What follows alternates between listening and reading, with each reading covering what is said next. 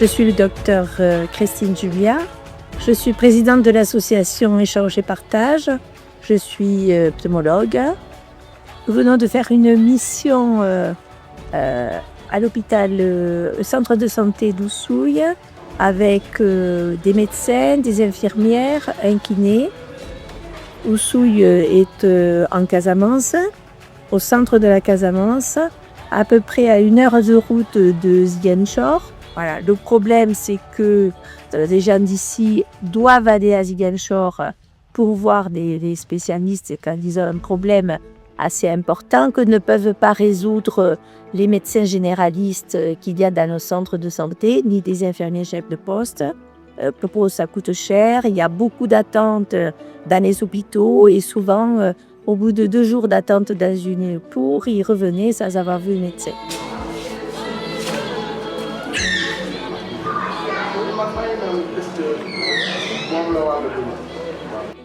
Oui, je dois avouer que l'association Échange et Partage a permis quand même de renforcer le système de santé dans le district d'Oussouye et à travers différents piliers du système de santé et à travers les ressources humaines. Parce que le plus souvent, quand l'association envoie une mission, c'est avec des spécialistes. Et dans chaque mission, il y a un cardiologue, nous avons une gynécologue, nous avons un kinésithérapeute et nous avons donc un pneumologue. Ça, c'est les ressources humaines. C'est fondamental. Le deuxième pilier, c'est les infrastructures. L'association Échange et Partage contribue beaucoup à la réhabilitation de la structure. Quand je venais d'arriver, le bloc n'était pas fonctionnel. Et la dalle sointée, c'est l'association Échange et Partage qui nous a permis de mettre une poire donc pour permettre véritablement de protéger la dalle, mais de participer également, de contribuer à la réhabilitation du bloc. Le grand bâtiment également, où on a des services de consultation, des services administratifs, etc.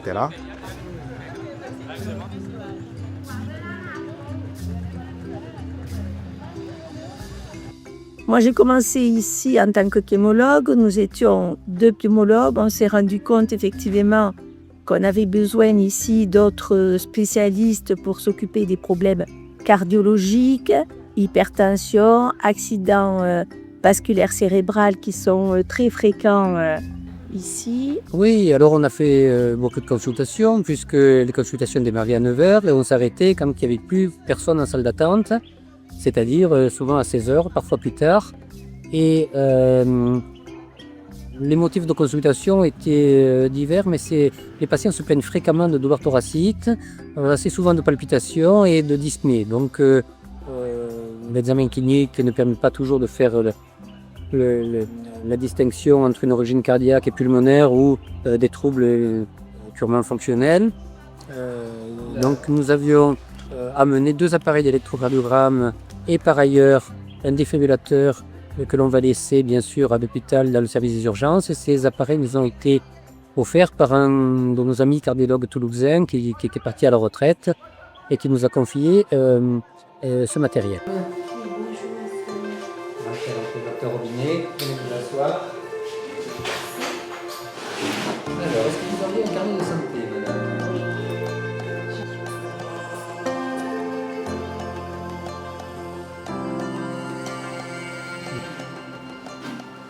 De plus en plus, j'ai fait une échocardiographie à tous les patients parce que c'était un moyen assez rapide et utile de pouvoir distinguer les dyspnées d'origine cardiaque et pulmonaire. Et donc on a eu la chance de pouvoir disposer d'un appareil d'échocardiographie ultra portable que nous a volontiers prêté pour la mission la Société Générale Électrique. Cet appareil est un appareil d'échographie portable qui est connecté au téléphone, à l'iPhone, et ça permet donc de faire avec une imagerie bidimensionnelle tout à fait convenable, l'état des lieux, de la fonction ventriculaire gauche, de l'état des valves, et du péricarde éventuellement. Et voilà, je veux dire que j'ai fait une écho, je crois, à tous les patients.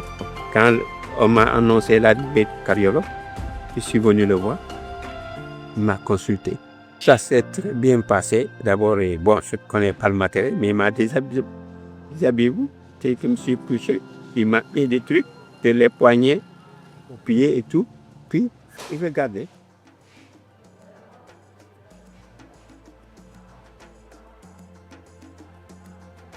Et c'est en ce moment qu'il m'a dit, bon, ce que tu as eu n'est pas aussi grave qu'on le croit. Mais quand même, ça va. Et c'est en ce moment qu'il m'a dit le médicament qu'il allait me prescrire. Il me l'a prescrit. Mais j'ai dit, c'est formidable. Et il a pris tout son temps. Tout son temps. Vraiment, si on pouvait avoir Nicolas, chaque mission que Nicolas vienne, la cardiologie est là à Oussouye. Alors là, ça nous ferait beaucoup plaisir, ça nous fera le plus grand des biens.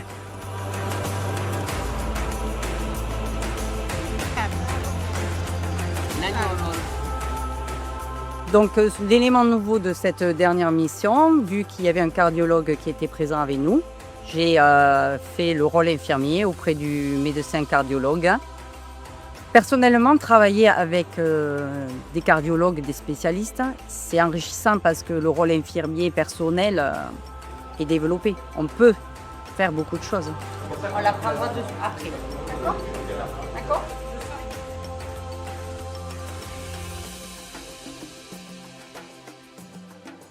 D'autre part, il est temps de rappeler que nous sommes arrivés avec une grande quantité de médicaments offertes par la clinique Castor, partenaire de l'association Échange et Partage. Et les patients, ils payent à la fois les consultations, les examens complémentaires et leur traitement. Et de pouvoir leur offrir des consultations gratuites et de pouvoir les laisser repartir de la consultation avec des traitements qu'ils doivent prendre pendant plusieurs mois, jusqu'à la prochaine émission prévue au mois de mars, c'est sûr que c'est d'un appui considérable pour l'observance thérapeutique. On a vu très souvent des patients hypertendus qui arrêtaient leur traitement parce qu'ils n'avaient plus tout simplement les moyens de les acheter.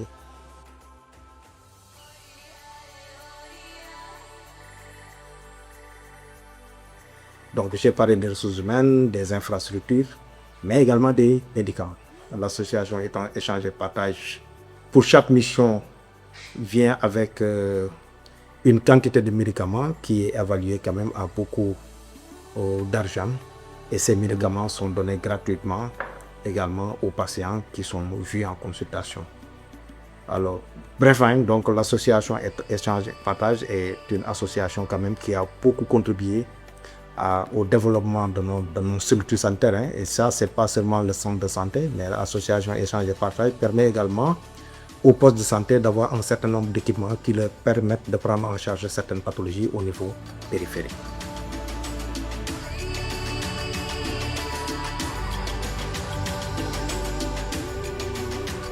Et en 2015, on a amené un service de radiologie conventionnelle qui peut faire les radios pulmonaires et radios osseuses avec deux appareils de développement numérique. Voilà, c'est très important parce que il fut des temps pour faire juste une radio, n'importe laquelle, il faut faire 40 km. Il faut partir d'Oussouye jusqu'à Ziguinchor avec les conditions de la route. C'est très important d'avoir une unité de radio à Oussouye. Tout simplement, ça nous soulage.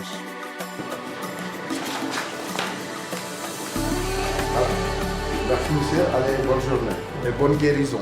Au fil des années, nous, sur le plan pulmonaire, nous amenons des extracteurs d'oxygène puisqu'il n'y a pas de prise d'oxygène dans l'hôpital ni dans les tests de santé. Donc, c'est des appareils qu'on utilise très simplement.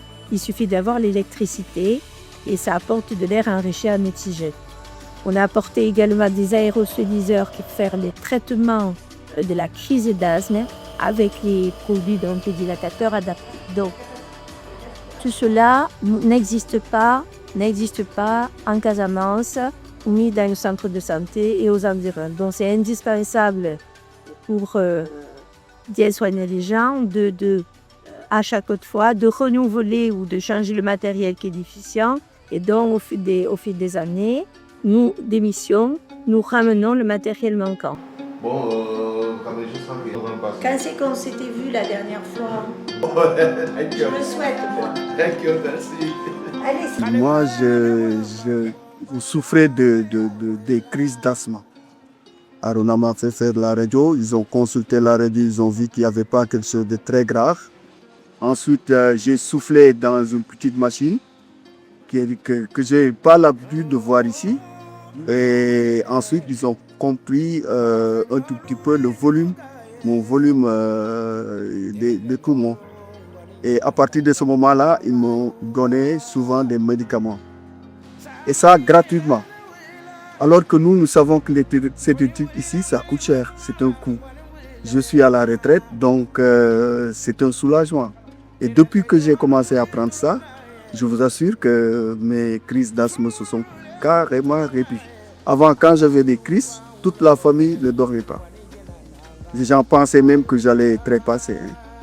Mais avec ce traitement de la mission, et depuis, je n'ai presque plus de crises. Très peu de crises. J'ai également cette fois-ci une infirmière puéricultrice qui m'a énormément aidée chez des bébés qui avaient des problèmes respiratoires, car elle a une meilleure habitude que moi des enfants, et donc elle a joué un rôle aussi très important. Oui, donc c'est ma première mission humanitaire. Bien sûr que j'ai douté parce que je ne savais pas l'utilité que je pouvais avoir ici. Mais après 2 semaines de mission, je pense qu'on est utile à la fois partout, et je pense que ce soit des conseils, que ce soit une aide supplémentaire pour faire des soins, on a toujours notre place ici.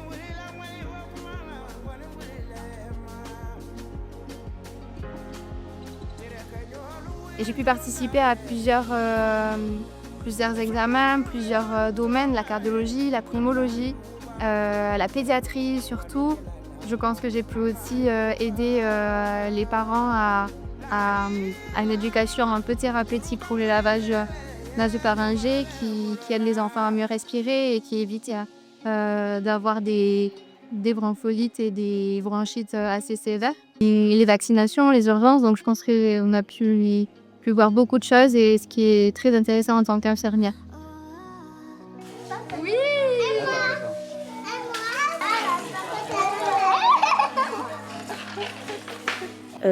Également, les problèmes gynécologiques, puisqu'il n'y a pas de gynécologue médical, il n'y a que des sages-femmes qui s'occupent des femmes, qui s'occupent essentiellement des grossesses, des accouchements, des post-accouchements.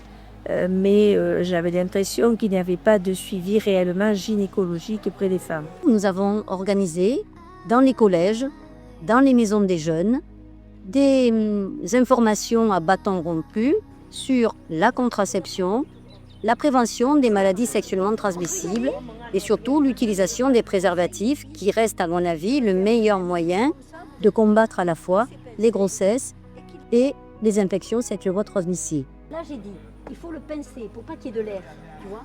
Parce que s'il y a de l'air, paf, ça va péter. J'avoue que cette mission sociale est allée au-delà de mes espérances. Il n'y avait rien qu'à voir l'enthousiasme des jeunes, quasiment de jeunes adultes, qui avaient entre 17 et 26 ans, qui ont été très enthousiastes à m'écouter, à recevoir mes explications. Et j'avoue que leur enthousiasme m'a vraiment émue et m'a vraiment prouvé que cette mission servait à quelque chose.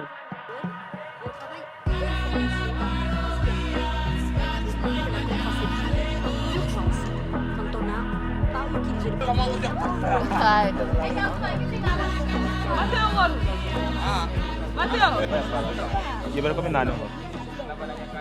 y en a plein, non? Ensuite, un kiné, ça m'a paru essentiel déjà depuis plusieurs années, puisque il vient à Oussou depuis plusieurs années. j'étais confrontée surtout à des enfants, des petits-enfants, des bébés qui étaient très encombrés et un kiné me paraissait nécessaire. Au Sénégal, du coup, je suis venu par l'intermédiaire de Christine Juvia et redécouvrir une autre médecine, un style de médecine, et aussi pouvoir apporter mes compétences que j'ai pu avoir durant ma formation et la mettre en pratique ici sur une autre terre que je ne connaissais pas. Alors l'essentiel de nos missions, c'était décomposé en deux parties. Il y avait une partie vraiment pédiatrique, et c'était surtout du désencadrement bronchique pour les enfants qui étaient atteints surtout soit de bronchiolite ou soit d'asthme.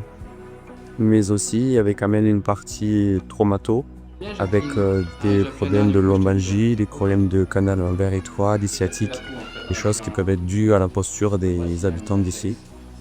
Et après, on est essayé d'aller dans un orphelinat, de découvrir du coup les petits orphelins de Jussouy. Nous avons pu apporter un peu de honneur avec quelques jeux et aussi on a pu faire aussi quelques kinés respiratoires pour désencombrer pareil.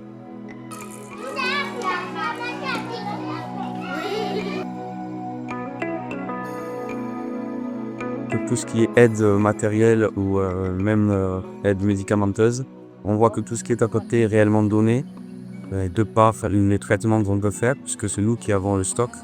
Donc, du coup, on a vraiment un œil et un regard sur ce qui est donné, et après de toute la partie matérielle qui peut être amenée, de par Jean-Pierre qui fait du coup le côté social, on voit que tout ce qui est amené, tout l'argent qui est amené est réellement utilisé et on peut même avoir un suivi sur toutes les tâches qui sont demandées.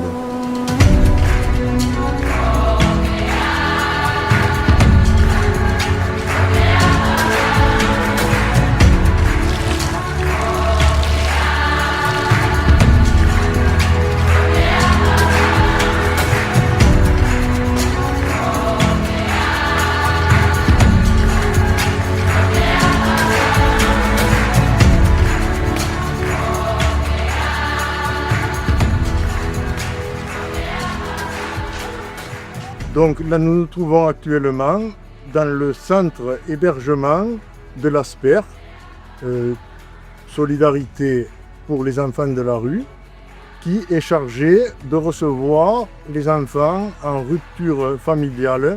Il faut savoir que l'association ASPER a une école à Dakar et garde les plus petits pour les rescolariser. Et pour les plus grands, pour les ados, les amène ici, à Oussouye, pour un travail de réinsertion sociale. Le bâtiment dans lequel nous nous trouvons, il y a un an, c'était une école désaffectée. Et avec l'aide de la Fondation Engagée Solidaire, l'aide financière, nous avons réhabilité cette école, nous l'avons fait des travaux, et c'est devenu un centre d'hébergement pour les jeunes qui viennent en stage rural à Oussouye. Et ici, ils retrouvent le goût de la solidarité, du travail et, ce qui est très important, de la considération. Ils retrouvent une humanité. Donc ces enfants travaillent principalement sur le jardin et là on leur apprend à cultiver, on leur apprend l'agriculture biologique. Et là, bon, comme nous sommes à la fin de l'hivernage, que l'hivernage est fini depuis peu, bon, il n'y a pas encore beaucoup de légumes au jardin, mais quand il y a les légumes, ces enfants vont le vendre au marché, ce qui leur fait de l'argent dans une caisse commune. Donc, en fonction de nos moyens, parce que nos moyens sont quand même assez limités, on continue à les aider. Par exemple, ce matin, nous sommes allés chercher des outils pour le jardin parce qu'il manque d'outils. Et nous avons acheté une brouette, nous avons acheté des râteaux, nous avons acheté des pioches, nous avons acheté aussi des bêches. Et également, nous avons acheté des produits insecticides pour le jardin, des produits naturels. Donc au début, l'association SPER avait déjà un jardin. Mais il se trouvait que les clôtures étaient en piteux état. Donc, il était fréquent que le bétail rentre dans le jardin et mange tous les légumes. Donc, la priorité, la première chose à faire, c'était de clôturer le jardin. Donc, c'est ce que nous avons fait il y a un an. toujours avec l'aide de la Fondation Engagée Solidaire. Voilà. Donc maintenant, les jeunes peuvent travailler dans le jardin sans le souci du bétail qui vient ravager les cultures. Donc, parmi ces jeunes, une fois que la réinsertion a été finie, les jeunes qui vont au jardin suivent une formation qui les amène à un diplôme d'agriculture. Nous, notre espoir, c'est qu'ils soient embauchés au jardin des jeunes paysans d'Oussouye avec qui nous sommes aussi en partenariat. Voilà, ce qui leur permet d'avoir un emploi et surtout un emploi vraiment utile au village.